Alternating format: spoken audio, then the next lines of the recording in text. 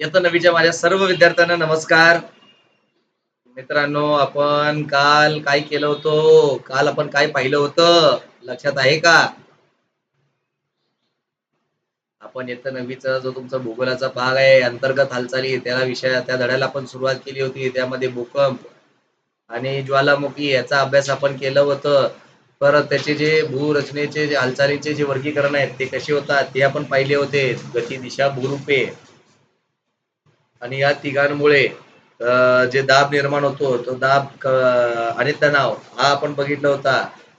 हा प्लस त्याच्यामुळे जे तयार होणारे जे वलीकरण आहे तो आपण पाहिलं होतं, किंवा जे ताण पडल्यानंतर जो भंग होतो, हा तो प्रस्तर भंग आपण पाहिला होता. वलीकरण झाल्यामुळे जो हिमालय तयार झालेला आहे, हिमालयाचे आपण 3 टोक पाहिले होते, 3 भाग पाहिले होते. हिमालयाचा पायथा, ट्रान्स हिमालय आणि ग्रेटर हिमालय. हा फुट हिमालय, शिवालिक हिल्स असं म्हणतात. मग ग्रेटर हिमालय,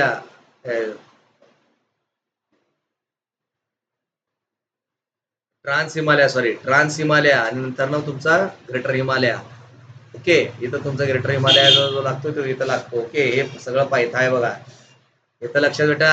या इथं तुमचं माउंट एव्हरेस्ट वगैरे म्हणलो होतो. या इथं तुमचं मानसरोवर, कैलास सरोवर इथं असतो तुमचा. हे आपलं भारताचं काश्मीरच्या इथं तुम्हाला काय सापडतो? सर्वात उंच शिखर भारतातला जो केटू पर्वत आहे तो तुम्हाला इथं सापडतो. इथपर्यंत बोललो तुम्ही तुम्हाला. त्यामध्ये आपण आता काय करतोय? गट पर्वत आपण पाहतोय. गट पर्वत. तर अंतर्गत हालचालीमुळे स्थिती समांतर व एकामेकांपासून दूर जाणाऱ्या ऊर्जा लहरी निर्माण होत असतात. अशा वेळी खडकांवर ताण निर्माण होतो. काय तयार होतो? ताण निर्माण होतो. ज्यावेळेस ते एकमेकांच्या ऊर्जा लहरी निर्माण होतात आणि त्यांच्या वेळेस ज्यावेळेस एकमेकांपासून ते दूर जातात, हा त्यावेळेस काय होतो? तर त्यांच्यावर ताण निर्माण होतो.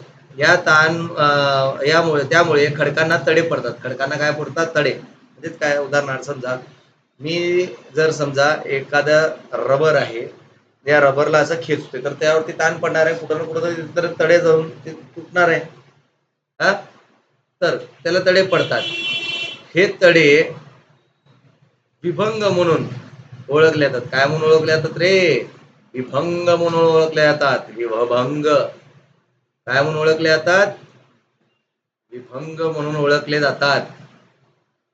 हा तर अशाच प्रकारे कठीण खडकांमधून ऊर्जा लहरी एकमेकांकडे आल्याने दाब पडूनही विभंग होतो. म्हणजे ऊर्जा लहरी जर एकमेकांच्या जवळ आले तेव्हा सुद्धा त्यांच्यावरती दाब पडल्यामुळे सुद्धा विभंग तयार होतात.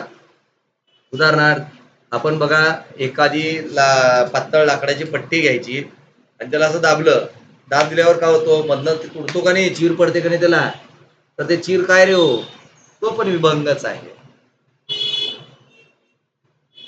हा विभंग तयार होतात. दोन समांतर विभंगांमधून भूकवचाचा भाग जेव्हा वर उचलला जातो तेव्हा उचललेला भाग ठोकळ्याप्रमाणे दिसतो. कशाप्रमाणे दिसतो? ठोकळ्याप्रमाणे दिसतो. बघा, हा असा दाब आला आणि दोन्ही बाजूने बघा, मी तर दाखवतो तुम्हाला, दर्शवण्याचं काम करतो. 2 मिनिटे आम्हाला गाडी जरा वाढवूया पाहिजे. हा इकडनं असा एक दाब आलाय बेटा, इथून एक दाब आलाय. हा आणि हे दाब येत असताना इथं काय होते हो? हा विभंगाचा भाग होता. हा विभंगाचा भाग दबल्या गेल्या कारणाने आणि हे विभंग आडवे असल्या कारणाने ज्यावेळेस असा दाब येतो तर हा काय होतो? हा मधला भाग असा हा वरती सरकला जातो आपोआपच दाब दिल्यामुळं. येतं लक्षात? तरी आकृती 1.1 अ मध्ये दाबाचा परिणाम झाल्यामुळे गटपर्वत कसे तयार होतात ते तुम्हाला इथे दर्शवण्याचं काम केलेलं आहे, दाखवण्याचं काम केलेलं आहे. नीट समजून घ्या. हे तुम्हाला पुढं आर्ट्स आणि सायन्स या दोन्ही भागामध्ये तुम्हाला येणार आहे. आर्ट्स मधनं तुम्ही जिओग्राफी, सायन्स मधनं पण जिओग्राफी आणि जिओलॉजी, भूगर्भशास्त्र, यामध्ये तुम्ही हे अभ्यासणार आहोत. ओके, ठीक आहे. याला इंग्लिशमध्ये होर्स्ट म्हणतात. काय म्हणतात? होर्स्ट. HORST. होर्स्ट. हा, आणि हा जो दिसतो खचदरी इथे तयार झालेला, याला इंग्लिशमध्ये म्हणतात ग्रॅबन. काय म्हणतात? ग्रॅबन. GRABEN. ग्रॅबेन. ओके, ग्रॅबन, ग्रॅबेन असं याला नाव आहे. हा, येतं लक्षात बेटा? क्लिअर आहे? तर भूभाग गट पर्वत म्हणून ओळखला जातो. हा भूभाग पर्वत म्हणून ओळखला जातो. गट पर्वताचा माथा सुस्पष्ट असतो. गट पर्वताचा माथा हा जो आहे का, हा हा जो आहे, मी आता याला कलर घेतो, थांबा. हा जो आहे ना, हा माथा म्हणून काम करतो. अरे हा तर दिशीच नाही याच्यावर. डार्क कलर घेऊया, dark colour, dark colour, dark colour. हा काय काम करतो? काय काम करतो? बोला लवकर. माथा. हा माथ्याचं काम करतो, म्हणजेच हा हेडचं काम करतो. या पर्वताचा हेड आहे हा माथा. हा, ओके.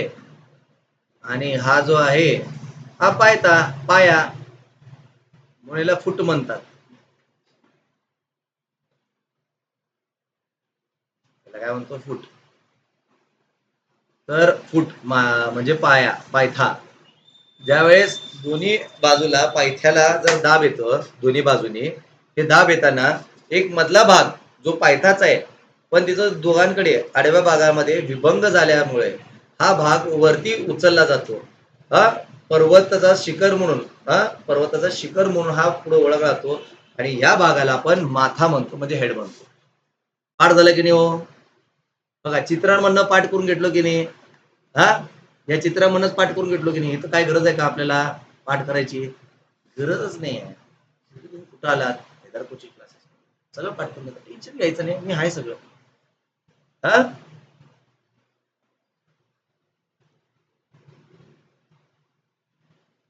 त्यावर सुरुवातीच्या काळात शिखर नसतात, त्यांचे उतार तीव्र असतात.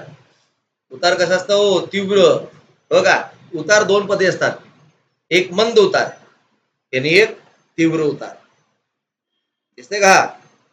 हा, मंद उतार जिथं आपण आरामात काय करू शकतो? चढू शकतो. तीव्र उतारला हो, तुम्ही चढू शकता का लवकर? नाही ना.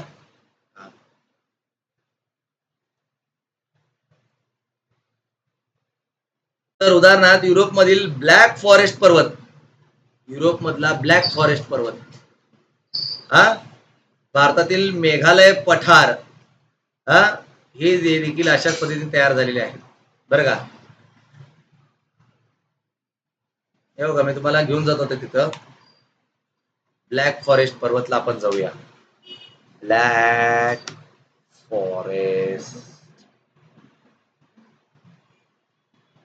माउंटेन.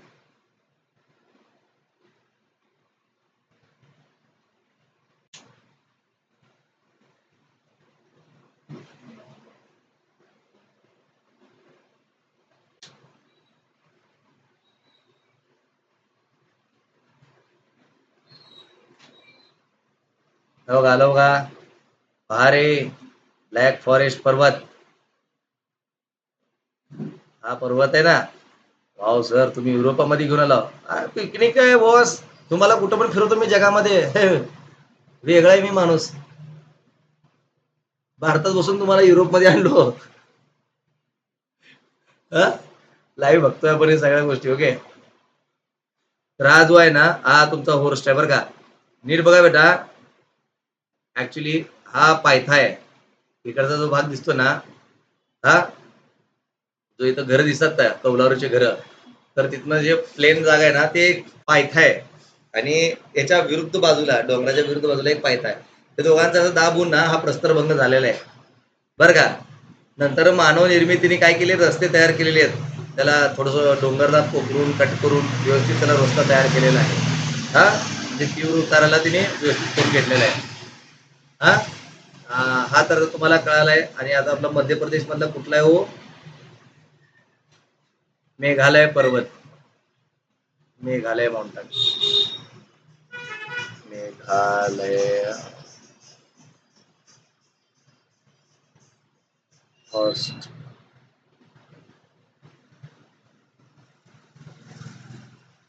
माउंटेन.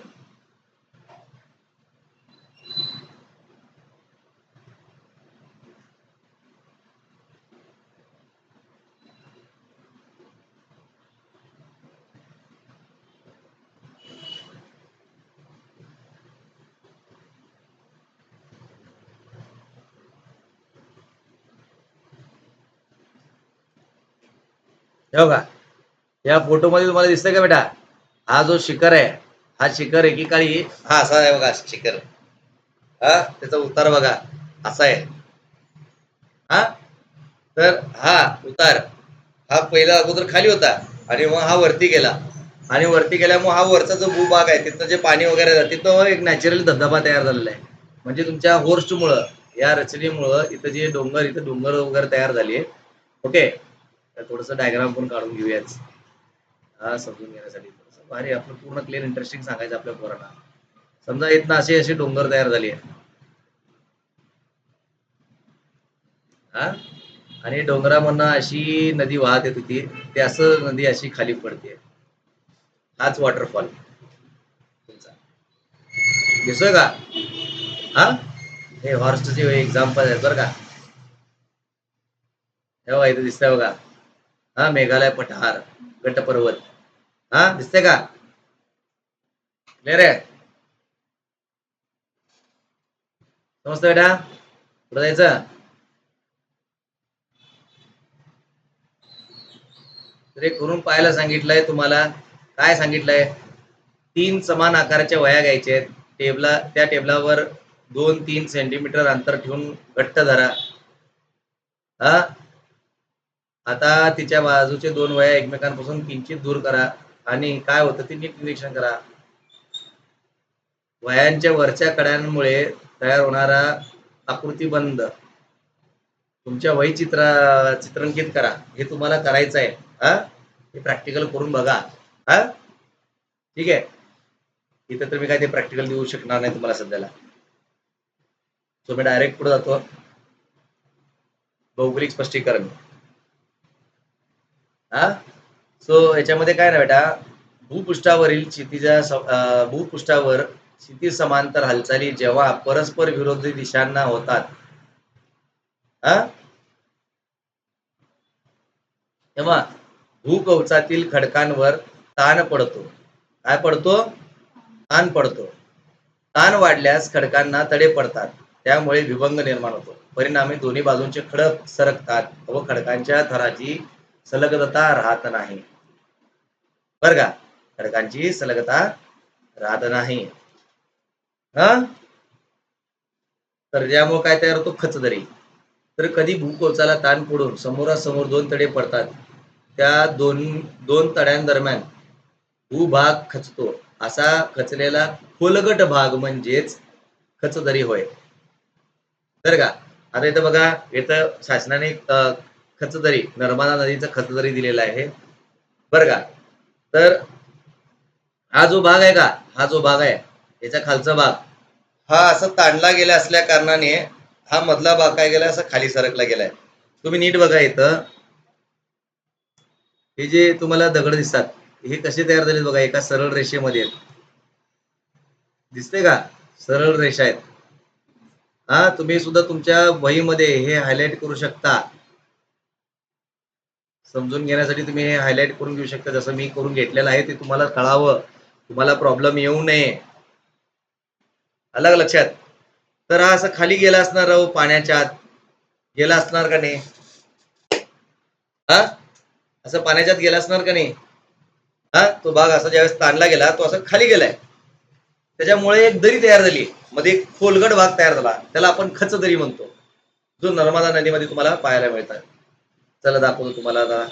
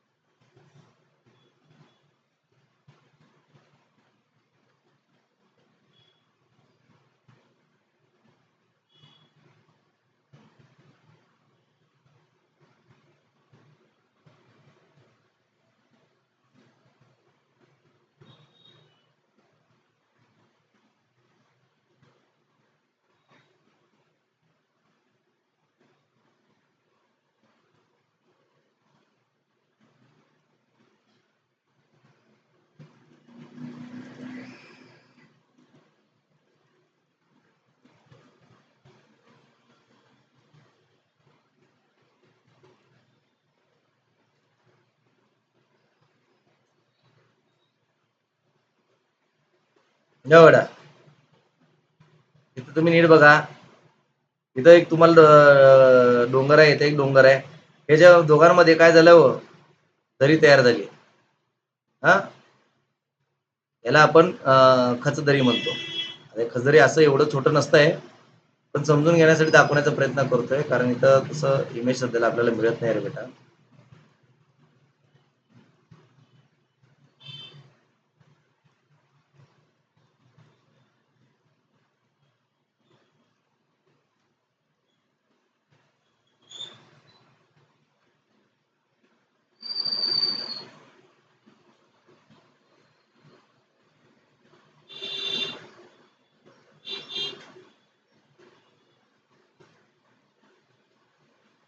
हे बघा, दिसते का? याला म्हणतात खचदरी. इथं तुम्हाला क्लिअर कट दिसतंय की हे ताणलं गेलेलं आहे. काय गेलेलं बेटा? हा हा हा ताणला गेलेला आहे. दिसतो का? आहे की नाही? हा भाग बघा पहिले एक होता, हा भाग बघा पहिले एक होता. यांच्यामध्ये नदी आली आहे हा अचानकच. हा जबलपूर मधला आहे. ओके. आणि याला भारताचा नायगरा फॉल पण म्हणतात बरं का. हा, खूप मस्त आहे, भारी आहे, बघण्यासारखं आहे. एकदा कधी तुम्ही गेला तर इथं बघा. हे सगळं मार्बल आहे बरं का, सॉफ्ट मार्बल आहे. आणि इथं खास करून ऑर्नामेंटल वस्तू लय मिळतात बरं का. खास करून मुलींचे कानातले झुमके वगैरे, बिंदी, हे मार्बल पासून बनवलेले आहेत. तुम्ही वस्तू म्हणा, डिझाईनचे घरचे घरात ठेवण्यासाठी शोचे पीसेस म्हणा, खूप भारी भारी वस्तू तिथं मिळतात. फक्त बार्गेनिंग करायचं बरं का बेटा, थोडंसं बार्गेनिंग करायचं. इंडियन तिथं जरा रेट जास्त सांगतात पर्यटक लोकांना. हा, बाहेरच्या लोकांना थोडस जास्त मागे विकतात, तर बार्गेनिंग करायचं. ओके. सो हे खसदरी आहे. हा,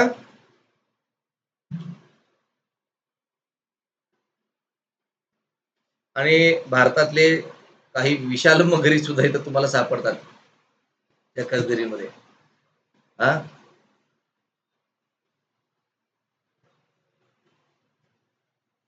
चला पुढे जाऊया बेटा. कळायला असं आशा ठेवतो मी. तर दोन्ही बाजूंचे उतार तीव्र असतात. उदाहरण भारतामध्ये नर्मदा नदीची खसदरी, आफ्रिका खंडातील ग्रेट रिफ्ट व्हॅली, हा, या युरोपमधील वाईन नदीची खसदरी. तुम्हाला ग्रेट रिफ्ट व्हॅली क्लिअर दिसेल रे गुगलला, कारण हे जग फेमस आहे. ग्रेट रिफ्ट व्हॅली आलं बघा.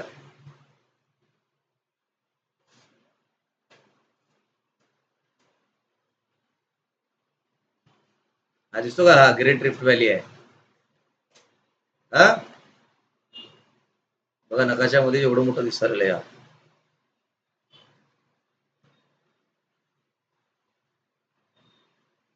हा, हा एक काळानंतर ना हा तुटणार आहे आफ्रिकेपासून, आणि हा आपल्या भारताच्या बाजूने दिशेला ट्रॅव्हल करणार आहे. हा बघा, हा जो खच इथून तुटला होता अगोदर, हा हा तुटत चाललाय बघा. हा इकडनं असं सरकत चाललंय. आणि एक काळ इथं एक धडकणार आहे हा, इथं एक ना एक काळ इथं धडकून ही नदी पूर्ण संपुष्ट आहे, हे समुद्र गायब होणार आहे इकडचा. आणि इथं जो तुम्हाला दिसतोय ना बेटा, इथोपिया वगैरे, हा सोमालिया, हा काय करणार, हा इथनं सरकणार, हा सरकत सरकत हा कुठं येणार आहे, हा इथं पाकिस्तान, गुजरात, महाराष्ट्र, गोवा इथं लागणार आहे. आणि महाराष्ट्राचं सर्वात उंच शिखर आहे, तुम्हाला माउंट एव्हरेस्ट पेक्षाही काही पटीने मोठं इथं तुम्हाला पर्वत पाहायला मिळणार आहे, ज्याची उंची प्रिडिक्ट केली गेलेली आहे की तिचं उंच, आता माउंट एव्हरेस्ट 8 किलोमीटर आहे ऍक्च्युली, हा 8.700 मीटर, बरोबर का, 8.700 मीटर म्हणजे 8.7 किलोमीटर एवढं उंची आहे. तर याची उंची साधारणतः तुम्हाला 24 किलोमीटर पर्यंत तुम्हाला पाहायला मिळणार आहे. आणि विचार करा, 24 किलोमीटर मला किती उंच मोठा पर्वत झाला तो, हा, तो आपल्या भारतात तयार होणार आहे येणाऱ्या काळात. देवाने किती भारताला म्हणजे विशेष नाही, पण परिणामी या साईडला पाऊस होणार आहे, या सोमालिया भागामध्ये. आणि भारताच्या या भागामध्ये खास करून आपलं सोलापूर वाळवंटाच्या प्रदेशामध्ये कन्वर्ट होण्याचे जास्त चान्सेस आहेत, बरं का. हा, सो झाडं लावा बाबा, भूजल पातळी वाढवा, नाहीतर मरणाचे काम आहेत. चला पुढे जाऊया. हे उदाहरण आहे, ते तुम्हाला लिहावंच लागतं, त्यामुळे खंड निर्माणकारी हालचाली, बरं का. तर मंद भू हालचाली पृथ्वीच्या केंद्राकडे आणि पृथ्वीच्या केंद्रापासून भूकवचाच्या दिशेने होतात. या हालचालींमुळे भूकवचाचा विस्तरण भाग वर उचलला जातो किंवा खचतो. भूकवचाचा भाग समुद्र सपाटीवरून वर उचलला गेल्यामुळे खंडांची निर्मिती होते, बरं का. म्हणून या भू हालचाली खंड निर्माणकारी हालचाली म्हणून ओळखल्या जातात.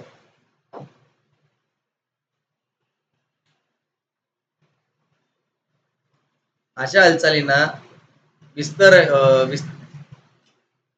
विस्तीर्ण पठाराची चीही निर्मिती होऊ शकते, परंतु मूळचा भूभाग खाली खचलेल्या तो समुद्र सपाटीची खाली जातो.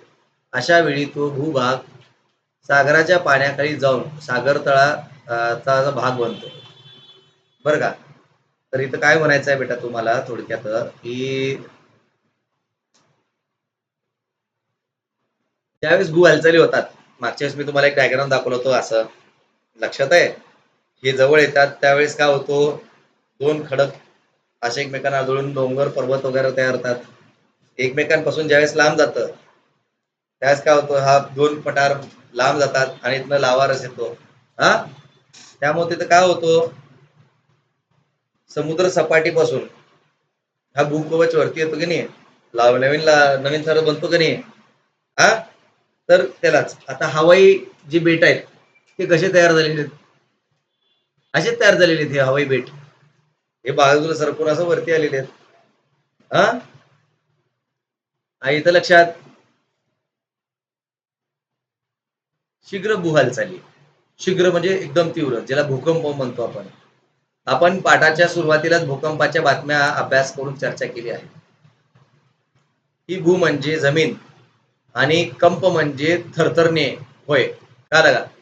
भूकंप व भूकंपाची हालचाल, भूकंप ही भूकवचाची हालचाल आहे. भूकंप म्हणजे भूकवच, कंप म्हणजे थरथरणे, भूकंप म्हणजे भूकंप म्हणजे भूकवचाची हालचाल. भूकंपाची तीव्रता आणि परिणाम, भूकंपाची तीव्रता आणि परिणाम यांची माहिती तुम्हाला सुरुवातीला दिलेल्या कृतीतून झालेली असेलच, हा.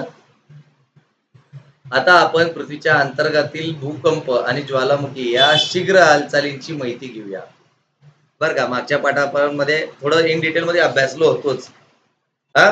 तर आता आपण थोडंसं जास्त डिटेल मध्ये बघणार आहे. तर तुम्ही रेल्वे स्टेशनच्या फ्लॅटावर उभे असताना जवळच्या रुलावरून एखादी गाडी वेगाने जात असल्यास फ्लॅटवर कंपन जाणवतो की नाही, हा.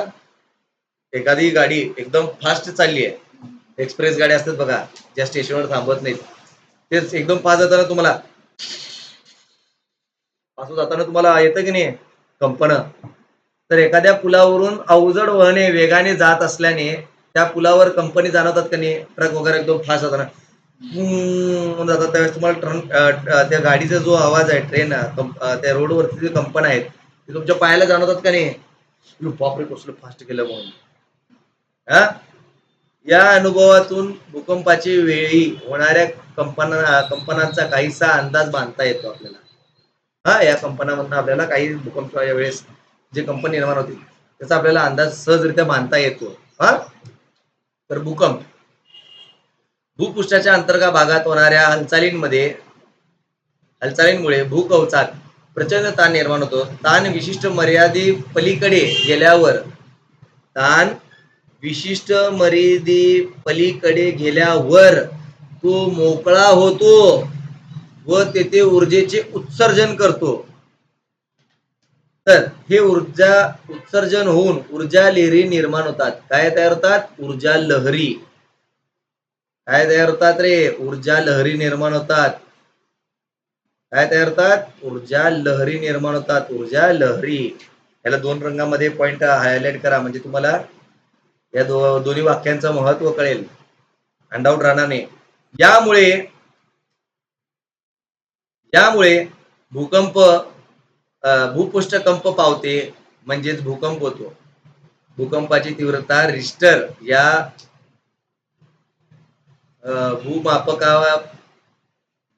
भूकंप मापाने यंत्रणेने मोजता येते. आकृती 1.2 मध्ये दिलेली आहे, ती आपल्याला पाहायची आहे. पहिल्या याला हायलाइट करतो, आणि त्या भूकंपाचा जो हे आहे तीव्रता, तर ते रिश्टर स्केल मध्ये आहे आणि हे इम्पॉर्टंट आहे. एमपीसी यूपीसी याच्या दृष्टिकोनाने सुद्धा हे महत्वाचं आहे हा वाक्य. त्यामुळे मी 2 विविध रंगांमध्ये त्याला हायलाइट केलेलं आहे, हे लक्षात ठेवा. हा, हे बघा, हा आहे त्याचं मापक. हा, इथं काय होतं बेटा, ज्यावेळेस हे बघा, हे एक असं वुडन ठोकळा असतो, एक मेटलचा रॉड असतो, त्याला एक बेस असतं, इथे एक रोल पट्टी दिलेली असते, आणि हे इथं एक त्याला काही स्प्रिंग असतं, आणि हे असं स्टँड असतं, याला इथे एक टोक असतो. या टोकाला ना एक छोटीशी पिन असते बेटा. हा, बॉल पेनची नीप असते ना, ती नीप असते, याच्यात सही असते. ज्यावेळेस भूकंप येतो त्यावेळेस हे स्प्रिंग असं वर खाली हलतं. ओके, स्लो होतं, परत असं तीव्र होतं, जोरात झटका बसला असं परत तीव्र होतं, परत स्लो होतं, परत तीव्र होतं. हा, अशी आपल्याला डाटा या कागदावरती प्राप्त होतो. जसं इथं तुम्ही पाहताय, हा, की इथं बघा, तुम्हाला या जागेमध्ये त्याची तीव्रता दिलेली आहे. हा, दिसते तुम्हाला, हे असं असं असं होत होतं, असं मोठं होत गेलेलं आहे. हा, येतं लक्षात? तर याच्यावरनं हा जेवढं लांब जातो, हा हा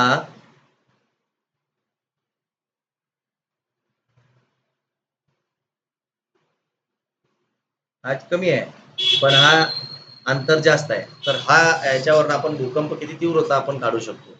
हा, समजतं बेटा? आता तुम्हाला कळावं म्हणून मी तुम्हाला इन डिटेल मध्ये देतोय. बघा,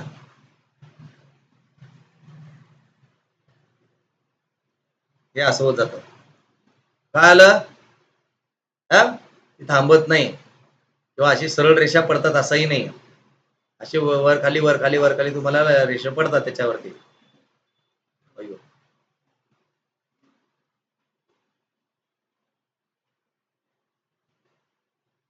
हा, चला, आणि हे फिरत असताना, ओके, हे नोंद घेत असताना हे जे रोलर आहे हे गोल फिरत असतं बेटा, आणि इथनं पट्टी सतत काढावं लागते आपल्याला. हा, हे बघा, इथं तुम्हाला दिलेलं आहे पुस्तकामध्ये, हे जे लहरी आहेत, या लहरीमध्ये हे जे दिसतंय का तुम्हाला, हा भाग एकदम छोटे छोटे आहेत, यांच्यात ताकद प्रचंड असते, त्याला पी वेव्ह म्हणतो. काय म्हणतो? पी वेव्ह किंवा पी लहरी. त्याच्यात इतकी ताकद असते ना, ते पृथ्वीच्या कोणत्याही भागामधनं ट्रॅव्हल करू शकतं, म्हणजे जाऊ शकतं. ओके. आपण इयत्ता 7वी मध्ये पृथ्वीचे अनावरण पाहिले होते है ना. क्रस्ट, मॅन्टल, कोर आपण बघितलं होतं. बरोबर आहे. लक्षात आहे का तुम्हाला? सयाल सैमा मधला स्तर लिक्विडचा असतो. हा, मराठीत तुम्हाला शब्द लक्षात येत नाही सध्याला. तर त्या लिक्विड भागामधनं ह्यापैकी हा एस आणि हा एल हे जाऊ शकतच नाही, प्रवाहितच होऊ शकत नाही. कळलं का? एल तर सोडा, एल तर लय लांब गेलं, एस पण एस तर जात नाही. फक्त पी एकमेव आहे की तो जाऊ शकतो, ट्रॅव्हल करू शकतो. पण हा जो मेंटल मधनं आला बाहेर, तर हा एक शॅडो झोन तयार करतो, जिथं आपल्याला भूकंप प्रमाणच मापता येत नाही, आज पण मापता येत नाही. हा, ठीक आहे, त्याला शॅडो झोन म्हणतो आपण. एमपीसीपीच्या दृष्टिकोनाने लक्षात ठेवा रे. चला, आता बघा इथं एकदम वाढली आहे तीव्रता आणि परत कमी होत गेली आहे, आणि परत इथं तीव्रता वाढत गेली आणि यांची लांबी एकमेकांपासून लांब होत गेली आहे. म्हणजेच इथं ऊर्जा एकदम जवळ आहे, खूप सारी ऊर्जा आहे, तुम्ही विचार करू शकत नाही, खूप सारी ऊर्जा एकदम असं दाबली गेली आहे. ती हळूहळू काय होते, जसं बघा आपण एक लाईन मध्ये काय करू, उदाहरणासाठी ना, तुम्ही एक 10 विद्यार्थी कल्पना करा की असे एक 10 विद्यार्थी, असे 1 2 3 4 असे 10 विद्यार्थी थांबले ते कोणते, मी असा धक्का दिलाय, असं धक्का दिलं तर काय होईल? पहिलं माझा जो धक्का आहे तो सुरुवातीचे पोरं जास्त ऍब्झॉर्ब करतील, शोषून घेतील त्या धक्क्याला, आणि जसं जसं शेवटचं पोर आहेत त्यांच्यामध्ये ते काय होईल, जरा अंतर पडेल, गॅप पडेल, काय पडेल, अंतर पडेल, जास्त गॅप पडेल, है ना.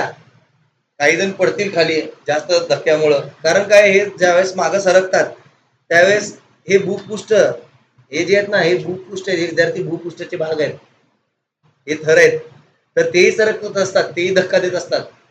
त्याच्यामुळे काय होतो, वरच्या थरावरती जास्त धक्काचा निर्माण होतो आणि ते जास्त धोकादायक होतात. कळलं का? हे तर धोकादायक आहेत, पण हा पी वेव्ह हा आपल्या सरफेस जमिनीच्या वरच्या भागापर्यंत कधीच येत नाही. हा एस वेव्ह येतो बघा आपल्या जमिनीच्या पृष्ठभागापर्यंत.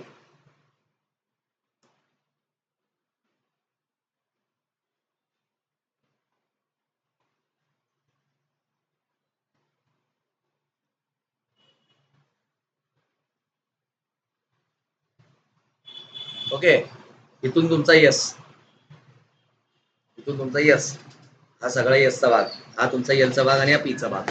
कळलं? हा, आशा करतो तुम्हाला कळालंय. पुढे जाऊया. तर भारत, ऑस्ट्रेलिया, आफ्रिका, युरेशिया, उत्तर अमेरिका, दक्षिण अमेरिका, पॅसिफिक आणि अंटार्क्टिक हे 7 प्रमुख भूपट्टे आहेत. काय भूपट्टे आहेत? हे 7 प्रमुख भूपट्टे आहेत.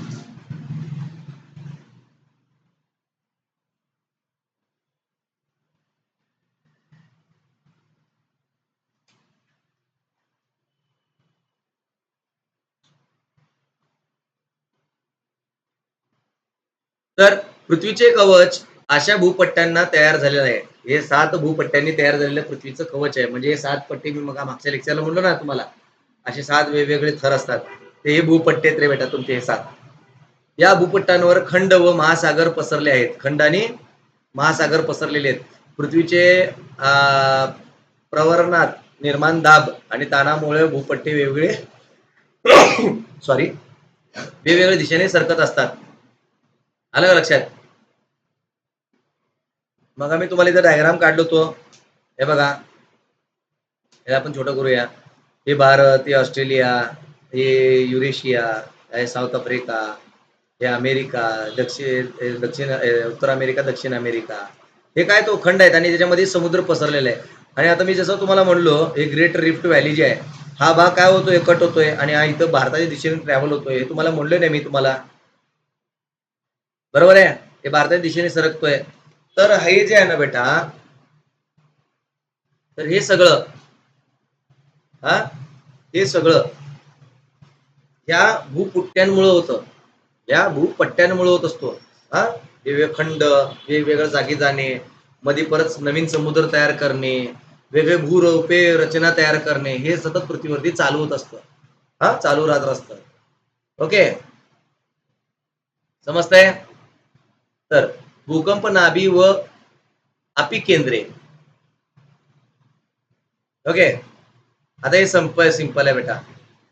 उदाहरणासाठी मी इथे एक डायग्राम काढतो तुम्हाला. समजा हे भूपृष्ठभाग आहे आणि इथे अशी घरं आहेत, बिल्डिंग आहेत. हा, आणि भूकंप हा इथं झालेला आहे.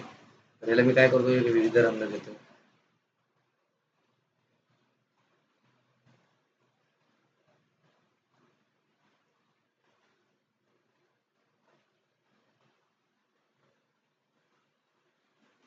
झूम करतो तर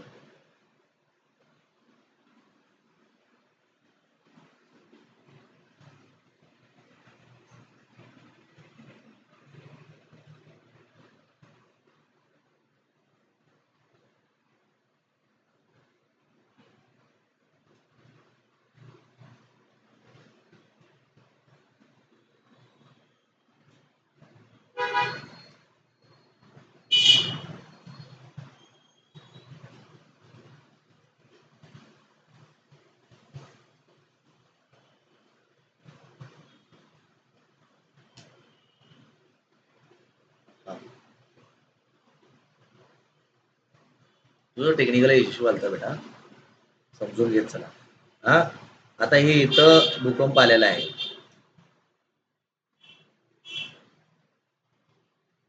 या इथं भूकंप आलेला आहे आणि तो भूकंप कुठून आलाय, इथून खालून आलाय. कुठून आलाय?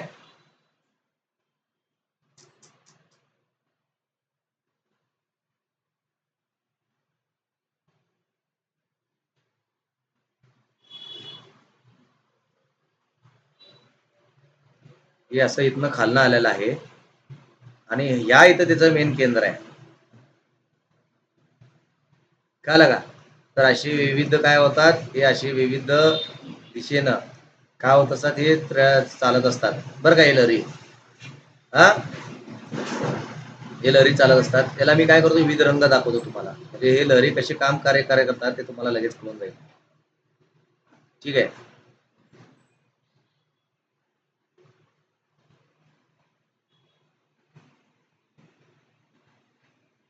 या इथं समजा हा केंद्र आणि हे तुमचे असे गेलेले सगळ्या दिशेने गेलेले हे पी वेव्स. हा,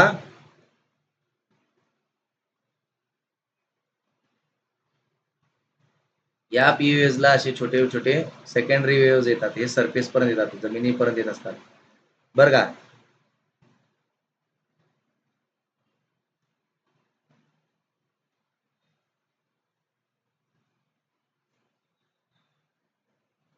हा, हे असे जमिनीपर्यंत येत असतात. हा, आता हे जमिनीपर्यंत आले, याला आपण म्हणायचं यस वेव्स. हा, आणि इथून हे जे अशी भिंतीवरती येतात ना तडे, भिंतीवरती असे जे तडे जातात, भिंती पडतात, हे तुमचे आहेत आर वेव्स, एल वेव्स. हा, एल वेव्सला लॉन्जिट्युडिनल वेव्स पण म्हणतात, म्हणजे असे उभे जातात म्हणून लॉन्जिट्युडिनल जातात. याला दुसरं अजून एक नाव आहे लव वेव्स. काय? लव, LUV, लव. हा, ते हा, श्रीरामांच्या मुलाचं नाव लक्षात ठेवा, हुशार बनायला जाऊ नका.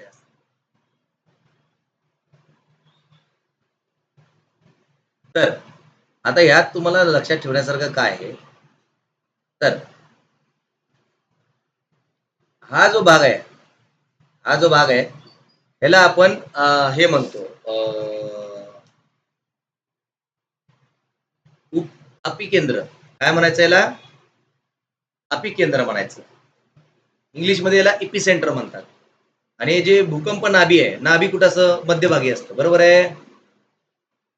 हा, नाभी कुठे असते? हो, मध्यभागी असते. हे इथं. हा, ही झाली नाभी, भूकंप नाभी. आलं लक्षात? काय लगा भूकंप नाभी पूर्ण इन डिटेल मध्ये मी समजवलं तुम्हाला, हा, चित्रामार्फत. लगेच पाठ झाला की नाही? पाठ झाला की नाही? त्यासाठी काय करायचं, जसं मी इथं कलर वापरलोय, सेम टू सेम कलर तुम्ही वापरा, म्हणजे तुम्हाला पाठ होईल. हा, मी याचं नावं देऊन टाकतो. हे पिवळे जे आहेत ते तुमचे यल आहेत, हे जे निळे आहेत ते तुमचे यस आहेत, आणि हे जे तुमचे लाल आहेत ते तुमचे पी आहेत. बरं का. हे अशा पद्धतीने पाठ करून घ्या. चला, तर भूपृष्ठाखाली होणाऱ्या हालचालींमुळे मोठ्या प्रमाणात ताण निर्माण होतो व तो साचत जातो. हा ताण भूकवचात ज्या ठिकाणी मोकळा होतो त्या ठिकाणी ऊर्जेचे उत्सर्जन होते. तेथे भूकंप केंद्र असते. काय असते? भूकंप केंद्र असते. बरं का. या केंद्रास भूकंप नाभी म्हणतात. या केंद्रास काय म्हणतात? भूकंप नाभी म्हणतात. या केंद्रास आपण काय म्हणायचं? भूकंप नाभी म्हणायचं. तर या केंद्रातून विविध दिशांना ऊर्जा लहरी पसरतात. जसं मी तुम्हाला वरती डायग्रामला दाखवलंय. या लहरी भूपृष्ठावर जेथे सर्वात प्रथम पोहोचतात, म्हणजेच भूकंप नाभीपासून भूपृष्ठावरील सर्वात जवळचे ठिकाण, तेथे भूकंपाचे धक्का सर्वात प्रथम जाणवतो. त्या जागी भूकंपाचा धक्का पहिल्या प्रथम जाणवतो. भूपृष्ठावरील अशा केंद्रास भूकंपाचे अपिकेंद्र म्हणतात. काय म्हणतात? अपिकेंद्र म्हणतात. काय म्हणतात? तो अपिकेंद्र म्हणतात. भूपृष्ठावरील अशा भागात काय म्हणतात? अपिकेंद्र. म्हणजे जिथं पहिलं भूकंप जाणवतो त्याला आपण म्हणायचं अपिकेंद्र. काय म्हणायचं? अपिकेंद्र.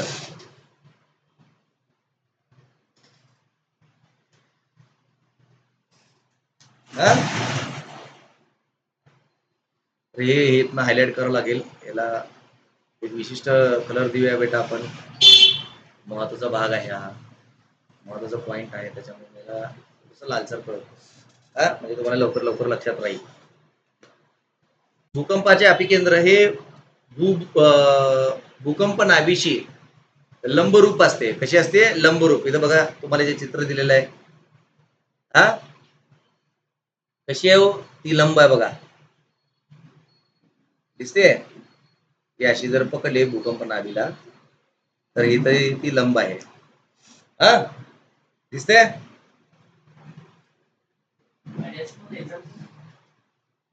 हे लंब असते.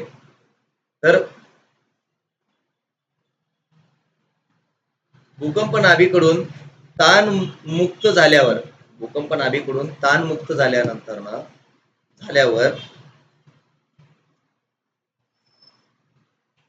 मुक्त झालेल्या ऊर्जेचे उत्सर्जन सर्व दिशांना होते. ही ऊर्जा विविध लहरींच्या स्वरूपात भूपृष्ठाकडे येते. या भूकंपाचे लहरींचे प्राथमिक, दुय्यम व भूपृष्ठ असे 3 प्रकार होतात. किती प्रकार होतात? 3 प्रकार होतात. बरं का. किती प्रकार होतात रे बेटा? 3 प्रकार होत असतात. हे नेहमी लक्षात ठेवा. इथं बघा, हे प्राथमिक जे लाल रंगामध्ये दिलेलं आहे, इथं जे सरळ रेषेत गेलेत बघा, पांढऱ्या एका सरळ रेषेमध्ये गेलेत पुस्तकात बघा, ते लांबपर्यंत जातात. आणि जिथनं दुय्यम म्हणजे ज्याची प्राथमिकपेक्षा ताकद कमी असते, अशाच दुय्यम लहरी म्हणायचं. आणि मग जमिनीच्या वरती येतात ते, त्याला भूपृष्ठ. जे साईडला बघा, हे जमिनीच्या अशा जातात साईडनं, सगळ्या बाजूनी. ओके, त्याला आपण भूकंप लहरी म्हणायचं. ओके, मी इथं काय केलं, बिल्डिंगला दाखवलंय, बिल्डिंगला दाखवण्याचं काम केलंय. ऍक्च्युली बिल्डिंगला न दाखवता आपल्याला कुठं दाखवायला हवं होतं?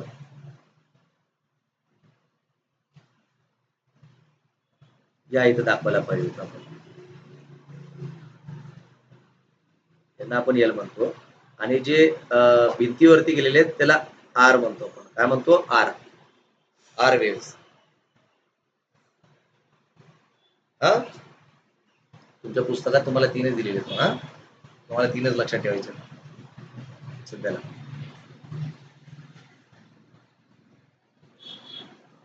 तर प्राथमिक लहरी भूगर्भात ऊर्जेचे उत्सर्जन झाल्यावर या लहरी भूपृष्ठावर सर्वप्रथम पोहोचतात.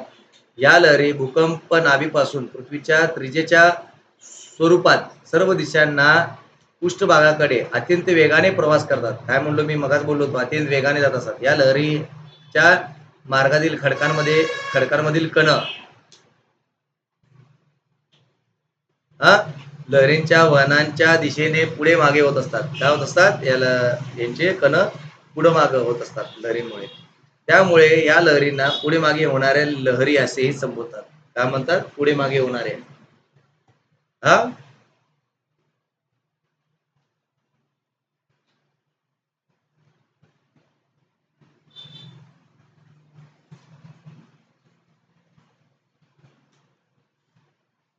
तर या लहरी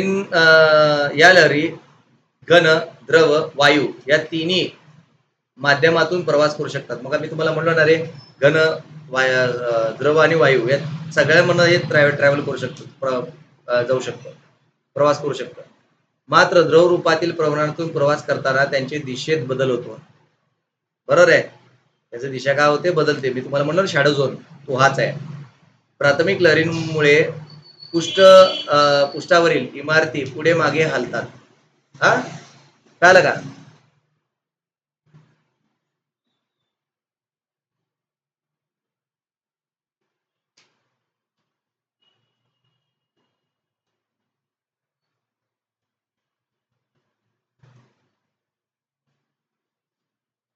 ठीक आहे. दुय्यम लहरी, सेकंडरी वेव्स. प्राथमिक लहरीनंतर भूपृष्ठावरील पोहोचणाऱ्या लहरी दुय्यम लहरी किंवा एस लहरी म्हटले जातात. बरं का? या लहरी केंद्र नाभीपासून सर्व दिशांना पसरतात व त्यांचा वेग लहरींपेक्षा कमी असतो. प्राथमिक लहरींपेक्षा कमी असतो. या लहरींच्या मार्गातील खडकांमधील कण लहरींच्या वहनांच्या दिशेने म्हणजेच वर खाली होतात. असं ज्यावेळेस हे जातं तर ते जे कण आहेत ते कण सुद्धा असे वर खाली होत पुढे सरकतात. या लहरी फक्त घन पदार्थातून प्रवास करतात. कुठल्या? फक्त घन पदार्थातून. हे द्रव आणि वायू या स्तरांमधून ते कधी प्रवास करू शकत नाही. परंतु द्रव पदार्थात शिरल्यावर त्या शोषल्या जातात. म्हणजे द्रव काय करतो, त्या लहरींना पूर्ण शोषूनच टाकतो. या लहरींमुळे भूपृष्ठावरील इमारती वर खाली हलतात. बघताना कधी कधी जापानमध्ये अशा इमारती हलतात. ते कशाला हलतात? या लहरींमुळे हलतात. प्राथमिक लहरींपेक्षा हे अधिक विध्वंसक असतात. कसे असतात? हे फार विध्वंसक असतात. बरं का?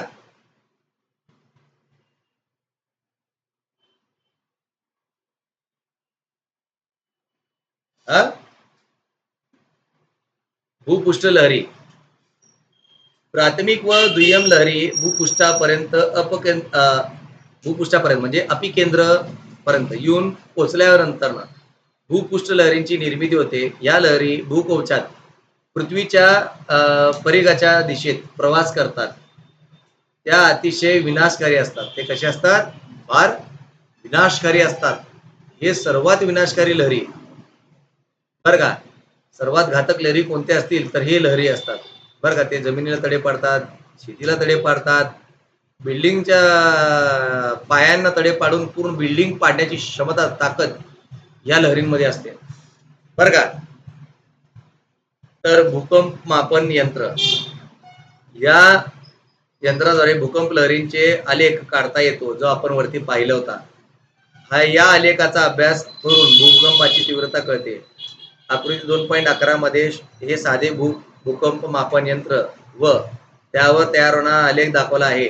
आता म्हणजे साधा आहे, याच्यापेक्षा ऍडव्हान्स आता सध्याला अवेलेबल आहे.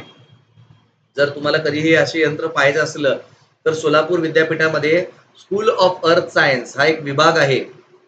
तिथे गेल्यानंतर तिथल्या डायरेक्टरांना भेटून, संकुलाचे जे डायरेक्टर आहेत त्यांना भेटून परमिशन घेऊन तुमच्या शाळेचे जे काही शिक्षक असतील विज्ञानाचे, भूगोलाचे, त्यांना तिथं परमिशन घेऊन तुम्ही एक दिवसाची सहल काढू शकता. तिथे वेगवेगळे खडक पाहू शकता. म्युझियम आहे खूप सुंदर. त्या विभागाला व्हिजिट देऊ शकता. पर्यावरणाचा विभाग आहे, भूगर्भाचा विभाग आहे, सॅटेलाइटचे जे आपण पाठवतो इस्रो वगैरे, ते जे सॅटेलाइटवरून अभ्यास करतात, हा, तर त्याचा विभाग आहे. आणि तिथे हे ऍडव्हान्स मशीन आहे भूकंप मापनचा. बरं का? तिथं जाऊन तुम्ही ते पाहू शकता. आता अद्ययावत तंत्रज्ञानाच्या सहाय्याने आधुनिक भूकंप मापन यंत्र तयार करण्यात आली आहे, ज्याद्वारे अतिसूक्ष्म लहरीचे देखील आपल्याला मापन मोजता येतं. हा,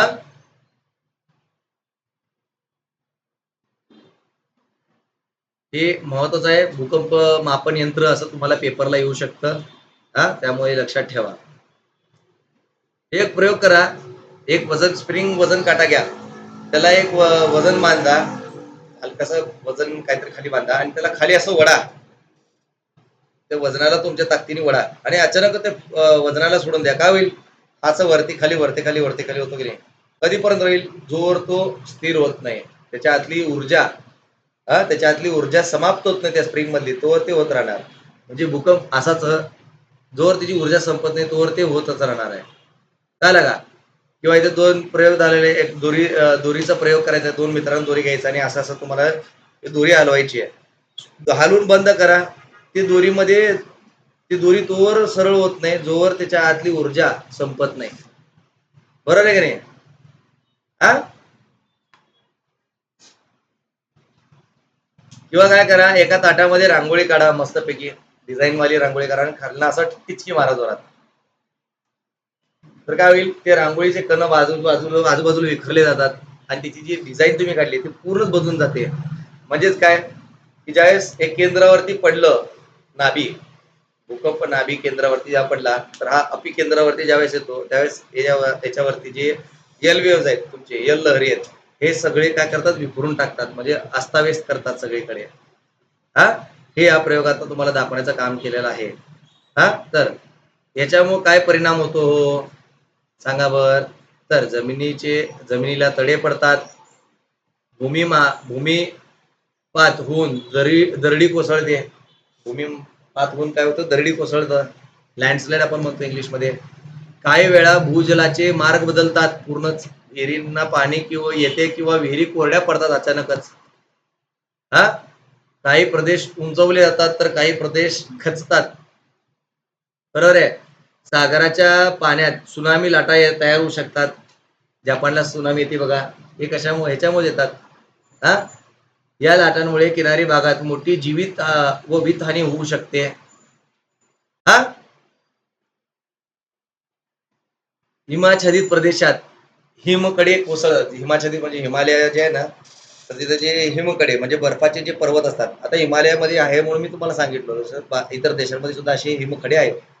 तर हे भूकंप आल्यामुळे हे जे बर्फ आहे हा असं कोसळू शकतो. हा, हिमकडे कोसळतात. त्याला एव्हलांच म्हणतो आपण. काय म्हणतो? एव्हलांच इंग्लिशमध्ये. इमारती कोसळून जीवितहानी व वित्तहानी होते. हा, वाहतुकीचे मार्ग खंडित होते. बरोबर, रस्त्याला तडे गेल्यावर कसं घेऊन जाणार? खड्ड्याच्या आत घेऊन जाणार का तडे पडल्यावर? हा, संदेश वहन व्यवस्था कोलमडते. टावर पडलं तर काय करणार? कोणाला फोन लावणार आहे? हा, देवाला.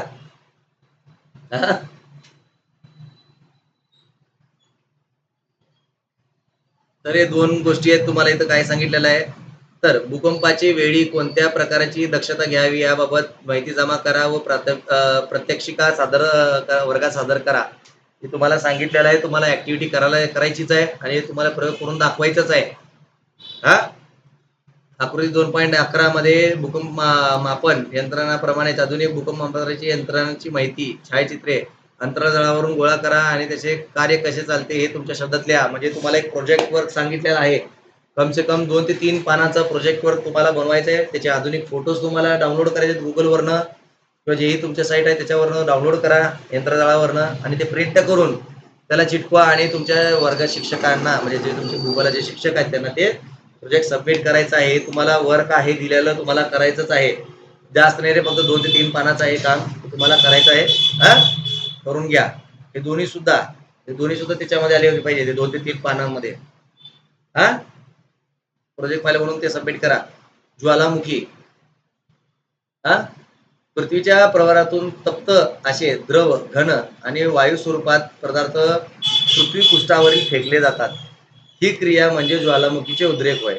हा, मागच्या लेक्चरला मागील व्हिडिओमध्ये आपण या गोष्टीवरती बोललो होतो, आहे ना लक्षात? हा, तर हेच आहे. ही क्रिया घडताना राख, पाण्याची वाफ आणि अनेक प्रकारचे विषारी आणि ज्वलनशील वायू, तप्त द्रव स्वरूपातील शिलारस इत्यादी पदार्थ बाहेर फेकले जातात. बरं का?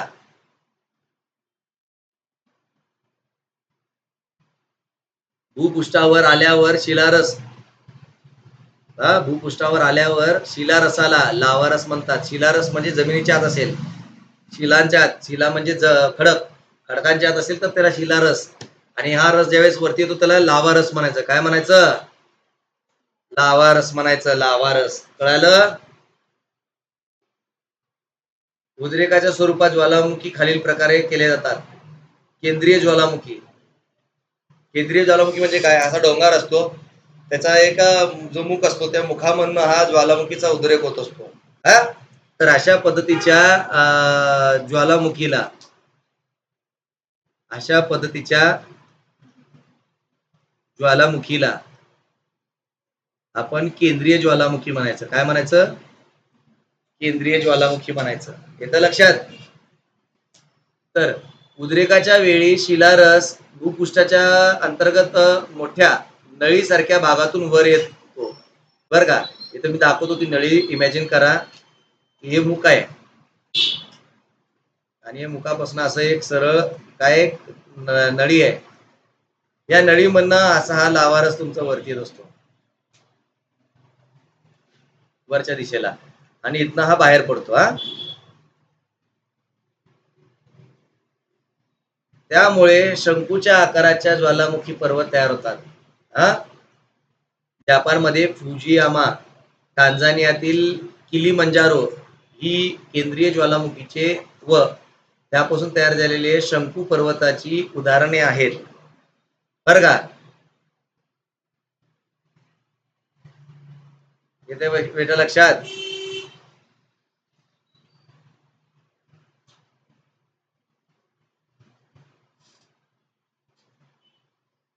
आता भेगीय ज्वालामुखी, आपला जो दक्कन पठार आहे का नाही महाराष्ट्र, तो या भेगीय ज्वालामुखीपासून तयार झालेला आहे. हा, तर ज्वालामुखीचे उद्रेक लावताना लावारस ज्यावेळी एखाद्या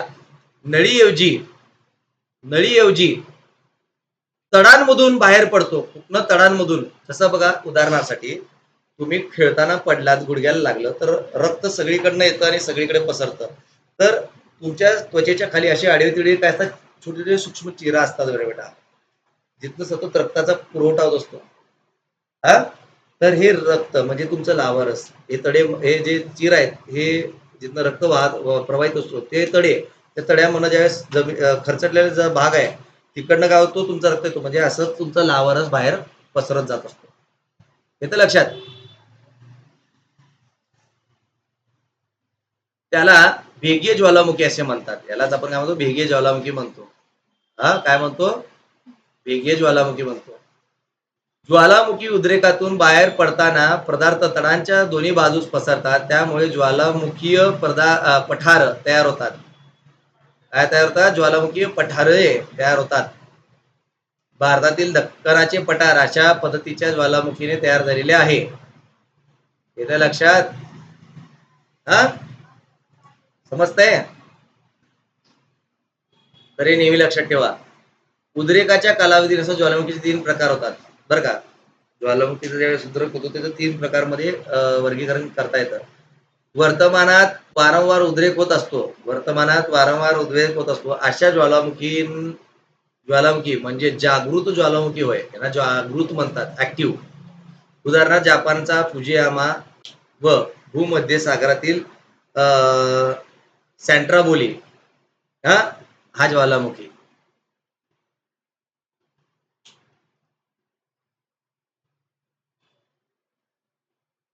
काही काळासाठी शांत असतो व तो पुन्हा कधीतरी एकदमच जागृत होतो. अशा ज्वालामुखीला सुप्त किंवा निद्रस्त ज्वालामुखी म्हणतात. म्हणजे अचानक कुंभकर्णासारखं झोपतो आणि भूक लागली द्या मला, असं बाहेर येतो एकदमच. हा, उदाहरणार्थ इटलीतील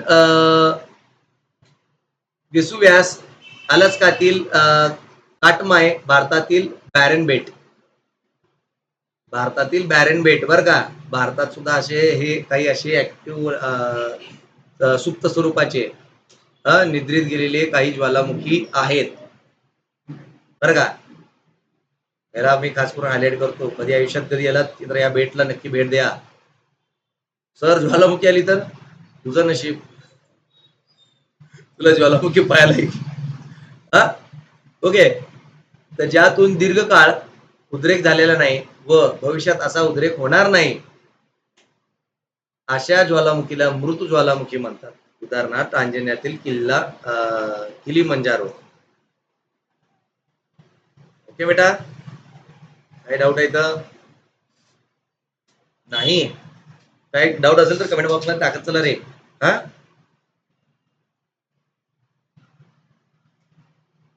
तर आकृती 2.18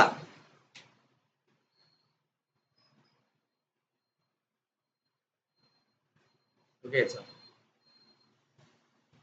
या खालील प्रश्नांची उत्तर द्या व साहित्यामधून पृथ्वी गोल किंवा जगाचे प्राकृतिक नकाशाचा आधार घ्या. नकाशातील भूपुट्टे सीमांचे निरीक्षण करून भूपृष्ठांचे नावे लिहा. भूपुट्ट्यांच्या शिबांची नावे लिहायची रे बेटा.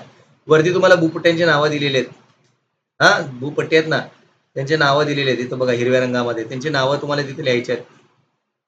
हा, इथे लक्षात. अरे देवा, काय क्रॅश झाला का?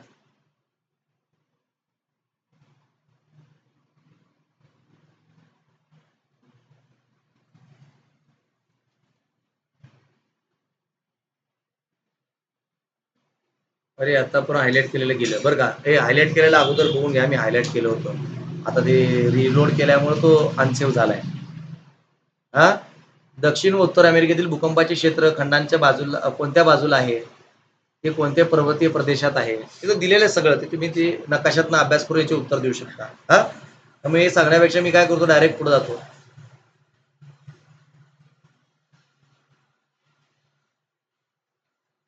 हा, तर आकृती 2.18चा विचार करता तुमच्या लक्षात येईल की भूपट्ट सीमांचा भूकंप क्षेत्र व ज्वालामुखी क्षेत्र यांच्याशी थेट संबंध आहे. बरोबर आहे. ज्वालामुखी हे या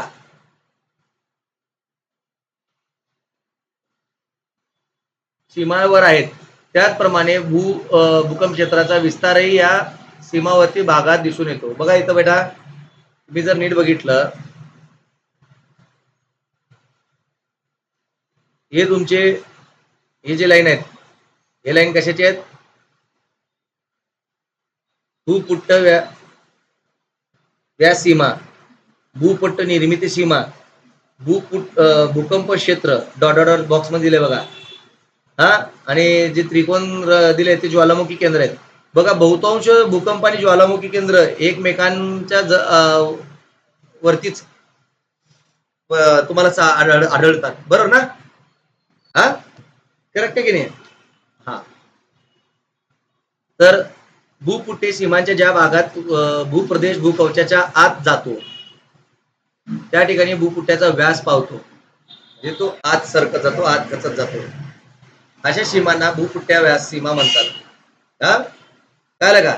मग म्हणलं मी तुम्हाला, दोन भाग असा आत जातात, त्याला भूपुट्ट्याचा व्यास म्हणतात. हा, किंवा ते सीमा म्हणतात. ज्या सीमांच्या क्षेत्रात नवीन भूपुट्ट आकाराला येतात अशा सीमांना भूपुट्ट निर्मिती म्हणतात. बर का? म्हणजे असं ज्यावेळेस ते बाजूला जातात आणि ज्यावेळेस ते वरती येतात, लावारस वरती येतो आणि एखाद्या नवीन पट्ट्याची निर्मिती होते, त्याला भूपुट्ट निर्मिती सीमा म्हणतात. आलं लक्षात? भूपुट्ट निर्मिती सीमा म्हणतात.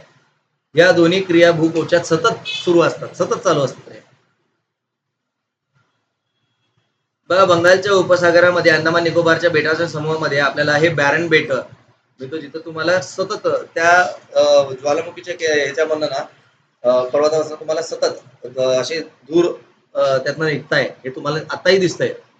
आताही जाऊन तुम्ही बघितलं तरी दिसतंय तुम्हाला. हा,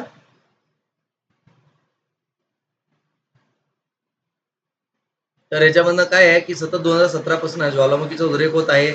उद्रेकातून प्रमुख धूळ चिखल बाहेर पडत आहे असून या काही प्रमाणात लावारस सुद्धा बाहेर पडत आहे. बरं का?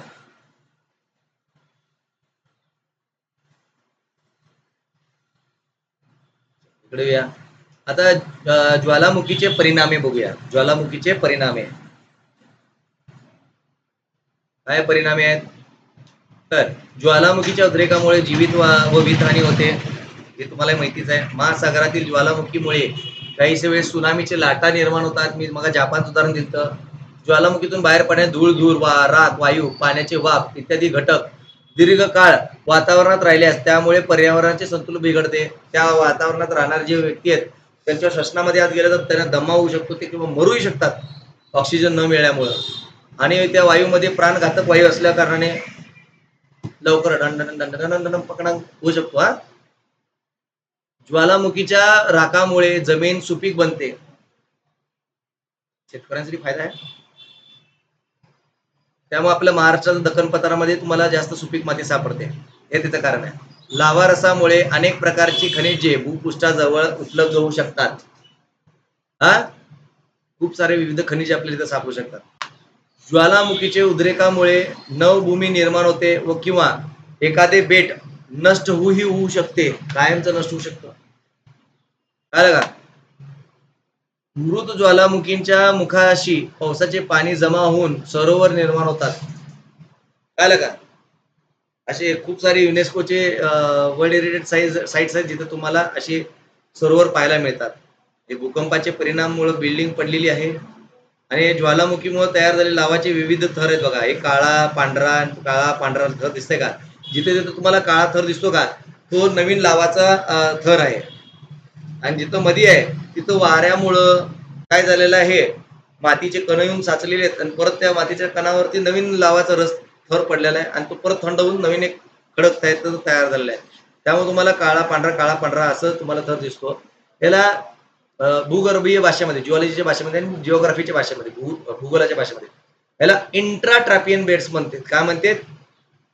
इंट्राट्रॅपियन बेड्स. आता इंटर म्हणजे काळा, आता जे पांढरा त्याला म्हणता यायचं इंफ्रा ट्रॅपियन बेड्स. काय? Infra trappean beds. समजतंय? आणि हे जे पांढरे आहेत ना पांढऱ्याच्या ह्याच्यामध्ये तुम्हाला कधी कधी ना जीवाश्म पण सापडतात बरं का. हा जीवाश्म पण सापडतात. त्यामुळे आपल्याला तुम्ही कोकणच्या सह्याद्री पर्वताच्या त्या रांगेमध्ये गेले तर तुम्हाला कधी कधी समुद्राचे काही जीव पण सापडतात तिथे. सॉरी नदीचे. ओके. अशा पद्धतीने हा धडा संपलेला आहे. आशा करतो तुम्हाला हा धडा संपूर्ण कळाला असेल. जर काही डाऊट असेल कमेंट बॉक्समध्ये टाका. जर तुम्हाला ऑनलाईन बॅचेसला ऍडमिशन घ्यायचं आहे हा आपल्या क्लासेसच्या ऑनलाईन बॅचेसला तुम्हाला जर ऍडमिशन घ्यायचं आहे सो तुम्ही काय करू शकता आपल्या क्लासेसला तुम्ही कॉन्टॅक्ट करू शकता. त्या क्लासेसला जॉईन करण्यासाठी तुम्हाला इथं कॉन्टॅक्ट नंबर मी दिलेला आहे. ओके. तर या कॉन्टॅक्ट नंबरला तुम्ही कॉल करून तुमचं ऍडमिशन बुक करू शकता. तर खाली तुम्हाला कॉन्टॅक्ट नंबर दिसतो. ओके. इथं तुम्हाला कॉन्टॅक्ट नंबर दिसेल बेटा. या कॉन्टॅक्ट नंबरला तुम्ही कॉन्टॅक्ट करून माझ्याशी संपर्क साधू शकता आणि ऑनलाईन बॅचेसला तुम्ही जॉईन करून घेऊ शकता. गुगल आणि झूम मीट थ्रू आपण मॅक्झिमम आपण झूम मीटच घेतो. झूम मीट थ्रू आपले लेक्चर्स होतात.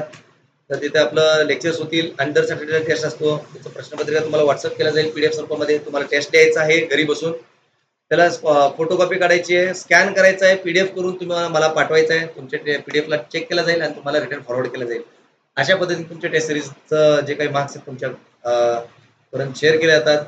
सो ज्यांना घ्यायचं आहे ऍडमिशन प्लीज तुम्ही ऍडमिशन घेऊ शकता. तर हे जे नोट्स वगैरे आहे जे 10वीला आपण देतो 9thला नोट्स नाही आहेत. आपण टेक्स्टबुक म्हणूनच सगळं हायलाइट करून घेत असतो आणि तिथं तुम्हाला एकदम सुपिरियर नोट्स तुम्हाला इथं मिळतात.